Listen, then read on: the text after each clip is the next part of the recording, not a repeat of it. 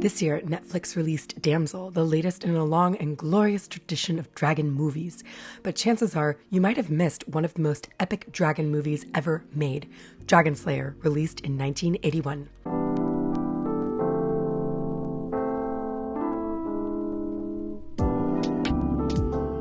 Dragonslayer has inspired fantasy storytellers for decades, and I'm just gonna get it out of the way. This dragon is named Vermithrax Pejorative, so even if you don't think this is the coolest dragon of all time, you gotta admit, the name is pretty darn cool. While producing The Hobbit, Guillermo del Toro called Vermithrax Pejorative perhaps one of the most perfect creature designs ever made. George R.R. Martin called Vermithrax the best dragon ever put on film. Dragonslayer was nominated for multiple Oscars and broke barriers in special effects. It was the first non-Star Wars film worked on by Industrial Light and Magic. But despite a vibrant creative process and high critical acclaim, the movie was mostly forgotten. How and why did Dragonslayer disappear? This video contains spoilers because I'm pretty sure spoilers are only going to make you want to watch Dragonslayer more. If you have heard of Dragonslayer before this video, please tell your story about it in the comments. I'd love to know. And if you haven't, buckle up. Get ready to have your socks knocked off by a dragon. Here is the plot of Dragonslayer in a very big, maybe dragon egg-sized nutshell. Or eggshell. Ulrich is a wise old wizard living with Galen, a doofy apprentice, and Hodge, a loyal but ornery manservant. A band of peasants, led by a young boy named Valerian, approach Ulrich and ask him to help them slay a dragon. Ulrich rejects their offer, but reconsiders when a royal henchman, heretofore known as Tyrion the Bad, shows up. Tyrion the Bad is by far the tallest actor in this movie with the second largest hair, and he is here to intimidate. Tyrion the Bad challenges Ulrich to show him a magic trick. Ulrich says, "Sure, I triple dog dare you to kill me, man." Tyrion the Bad does by driving Ulrich's own dagger slowly, evilly into Ulrich's heart. Everyone, Galen, Hodge, the peasants, the audience is shocked. But this is a Disney movie and this is a magic trick, so the wizard is not actually dead, right? Friends, the wizard is actually dead. Hodge and Galen cremate the wizard's body. Yes, we see them burn the body on screen, crushing any hope that the wizard is actually not really dead, and scoop his ashes into a pouch. Hodge and Galen sadly sort through their dead friend's possessions. Galen finds a gemstone amulet among them. The amulet escapes a locked box and pesters Galen until he puts it on. With this amulet, Galen can do some annoying, unimpressive magic. He uses this magic to unimpressively annoy Hodge. They set out on a mission to fulfill Ulrich's dying wish that they spread his ashes over a lake of fire. Before you can say sabotage, Tyrion the Bad jumps out of the bushes and kills Old Man Hodge. Galen narrowly avoids a stabbing because he was busy spying on bathing Valerian, who we are pretty sure is actually a girl. Galen finds Hodge bleeding to death in the trees. He tries using magic to save Hodge, but fails. As he lays dying, Old Man Hodge gives Galen the pouch of ashes. Galen swears to fulfill Ulrich's dying wish and also to kill Tyrion the Bad. Now, we are in medieval castle land. Things here are about as bad as you'd imagine. A crew of superstitious nitwits has a white-clad virgin girl chained to a post as a sacrifice to the dragon Vermithrax Pejorative.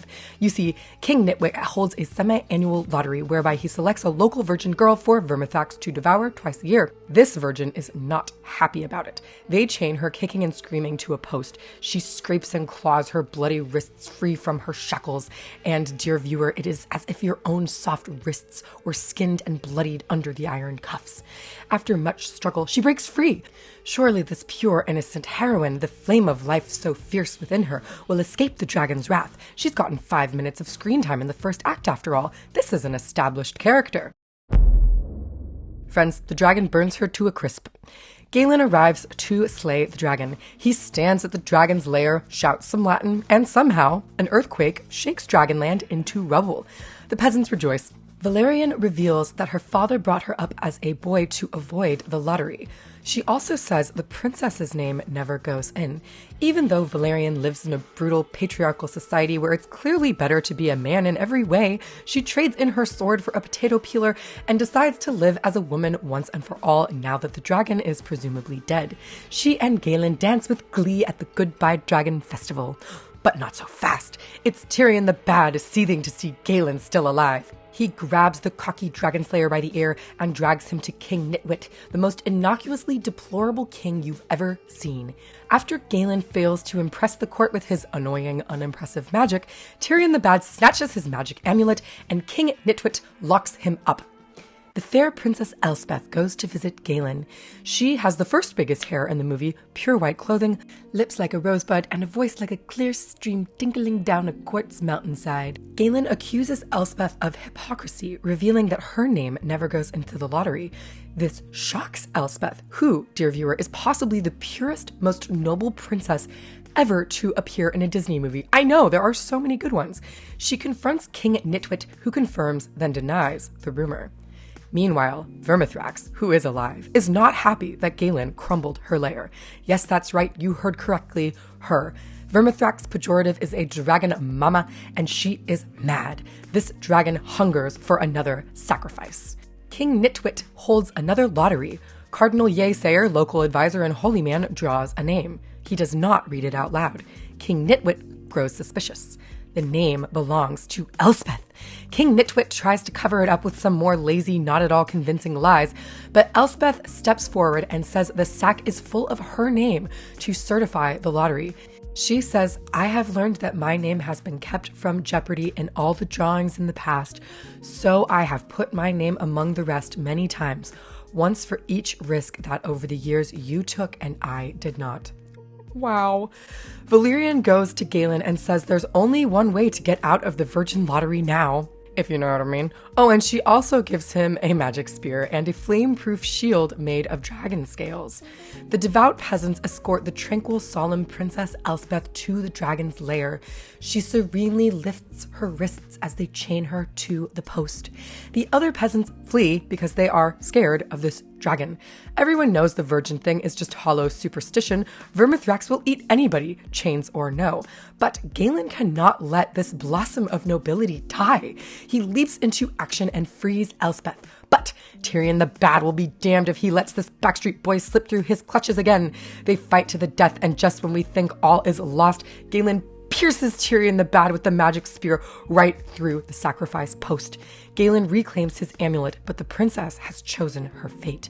As Galen and Tyrion fight, she walks dazed straight into the dragon's lair. Galen runs after her, but it's too late. Little dragon hatchlings are already picking her pure white skin for meat. And, dear viewer, it is as if your own fleshy ankles are pecked and torn by voracious dragon beaks. Galen stabs the hatchlings and descends to meet Vermithrax in her lair. This part I will not describe in detail because it is magnificent and no words can describe that for which the language of cinema was made. Suffice to say that Galen tries, but fails, to kill the dragon. Valerian finds Galen strewn on the ramparts of the dragon's lair, beaten but alive. Valerian, who as it turns out is hot but annoying as hell, and way cooler as a dude, convinces Galen to flee the kingdom with her. As they depart, her father, the maker of the magic spear, bids them farewell. He says magic is dying out, fading from the world. But that makes me happy. That means the dragon will be dying too. And in that moment, dear viewer, you almost feel as though you are watching a documentary about the death of magic and the rise of the Catholic Church. As Galen and Valerian depart on a flaming lake, Galen remembers the wizard Ulrich's message. He flings the bag of Ulrich's ashes over the lake of fire and poof, Ulrich appears wearing a white bishop's hat and looking cleaner than anyone in this entire movie ever. Ulrich explains that at the right moment, Galen must smash the amulet, destroying it. Ulrich, the actual wizard, goes to fight the dragon. This part I will not describe in detail because it is magnificent and no words can describe that for which the language of cinema was made. Valerian keeps gunning to smash the amulet ahead of time, and Galen has to pry the gigantic thing from her hands repeatedly because, like I said, she's very annoying. The dragon snatches Ulrich in its claws. The dragon intends to drop Ulrich into the lake of fire. Then, smash! Galen shatters the amulet. Ulrich explodes, obliterating the dragon and all magic with him. Inspired by The Sorcerer's Apprentice and set during the crumbling end of the Roman Empire, Dragonslayer feels like historically accurate high fantasy. Magic and Christian superstition play opposing forces. Latin is the language of magic.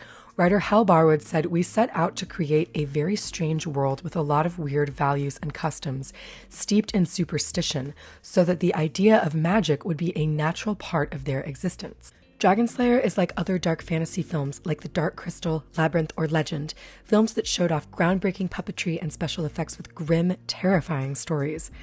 Dragonslayer shocked me. It's shockingly good. It's shockingly dark, especially for a Disney movie.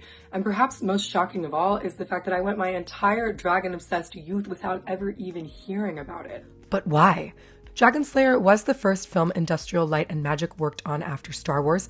Raiders of the Lost Ark was the second. Dragonslayer came out in June 1981. 2 weeks later, Raiders of the Lost Ark hit cinemas. "It was not a hit," said writer-director Matthew Robbins of Dragonslayer. "It wasn't in theaters very long."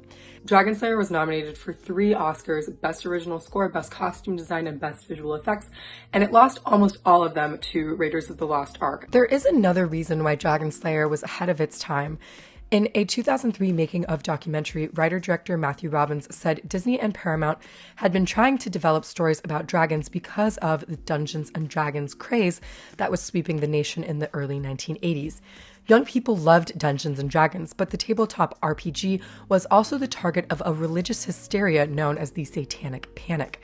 Dragonslayer isn't directly affiliated with the official Dungeons and Dragons brand, but dragons, wizards, and magical quests were probably enough to draw the ire of religious protesters, especially because of Dragonslayer's rituals and themes. I wonder if the Satanic Panic kept Dragonslayer from finding its intended audience. It's possible that these factors overshadowed Dragonslayer in the canon of early 80s films, and that's why I had never heard of it until last year. It's also possible that because it wasn't a spectacular box office success, Disney locked it away in their vault and tried to forget about it. But I am so glad to have unearthed this wicked gem. It's since become a cult classic and is widely regarded as one of the best dragon movies ever made. Once you see it, you'll compare every other dragon movie to Dragonslayer. Vermithrax prevails. If you enjoyed any part of this video, please share it with someone who loves dragons. Like, subscribe, come back. But even if you don't do any of that stuff, thanks for hanging out. Take care, everybody.